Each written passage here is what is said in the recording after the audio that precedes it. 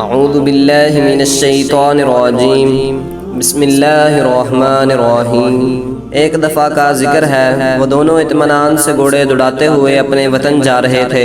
خوشحالی ان کے چہروں سے جھلک رہی تھی۔ وطن جانے کی خوشی میں وہ گھوڑوں کو سر پر دوڑاتے چلے جا رہے تھے، لیکن جب انہیں احساس ہوتا کہ ان کے وفادار جانور تھک چکے ہیں تو انہیں سبزہ زاروں میں چرنے کے لیے چھوڑ دیتے اور پھر سفر شروع کر دیتے۔ ان میں سے ایک کی عمر 40 سال تھی، لیکن دیکھنے میں وہ نوجوان دکھائی دیتا تھا، جبکہ دوسرا اپنی زندگی کی 18 بہاریں دیکھ چکا تھا۔ یہ دونوں آپس میں سگے بھائی تھے۔ تلاش روزگار نے انہیں وطن سے بے وطن کر دیا تھا اور اب یہ پورے 7 سال بعد اپنے گھر جا رہے تھے۔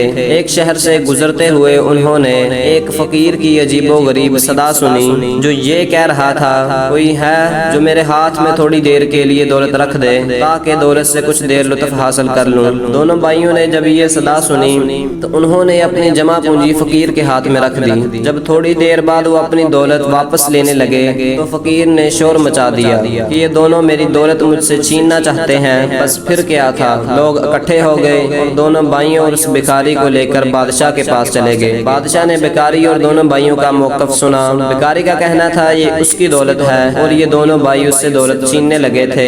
اس نے شور مچا دیا اور یوں معاملہ آپ کے پاس آ گیا۔ دونوں بھائیوں کا موقف تھا کہ وہ دونوں روزی کمانے کے لیے آپ کے ملک آئے تھے اور قصاب کا کام کرتے تھے۔ اب وہ اپنے وطن واپس جا رہے تھے کہ راستے میں اس فقیر کی صدا سنی کہ میں دولت کا لطف حاصل کرنا چاہتا ہوں، کوئی میرے ہاتھ میں صرف تھوڑی دیر کے لیے دولت رکھ دے۔ ہمیں اس پر ترس آ گیا، ہم نے اپنی دولت اس کے ہاتھ میں رکھ دی۔ جب ہم نے واپسی کا مطالبہ کیا تو اس نے شور مچا دیا۔ بادشاہ نے دونوں کا بیان سنا تو فوراً حکم دیا، ایک برتن میں گرم پانی لاؤ۔ سب حیران رہ گئے کہ بادشاہ نے بجائے فیصلہ سنانے کے یہ کیا حکم دے دیا۔ ادھر دونوں بھائی الگ خوف زدہ، نہ جانے بادشاہ اب ہمیں کیا سزا دے۔ خیر برتن لایا گیا۔ بادشاہ نے فقیر سے تمام دولت لے کر گرم پانی میں ڈال دی۔ ان دنوں اشرفیاں استعمال ہوتی تھیں، یہ سونے اور چاندی کے سکے تھے۔ تھوڑی دیر بعد بادشاہ نے تمام دولت دونوں بھائیوں کو دے دی اور بھکاری کو قید خانے میں ڈلوا دیا۔ تمام دربار حیران تھا، بادشاہ نے کیسے فیصلہ کر دیا۔ آخر ایک درباری نے ہمت کر کے پوچھ ہی لیا، بادشاہ سلامت، آپ نے یہ فیصلہ کیسے کیا؟ بادشاہ نے کہا، کیونکہ دونوں بھائی کساب ہیں، گوشت کاٹتے بیچتے ہیں، ان کے ہاتھوں سے گوشت کے ذرات اشرفیوں پر لگ کر جم گئے تھے۔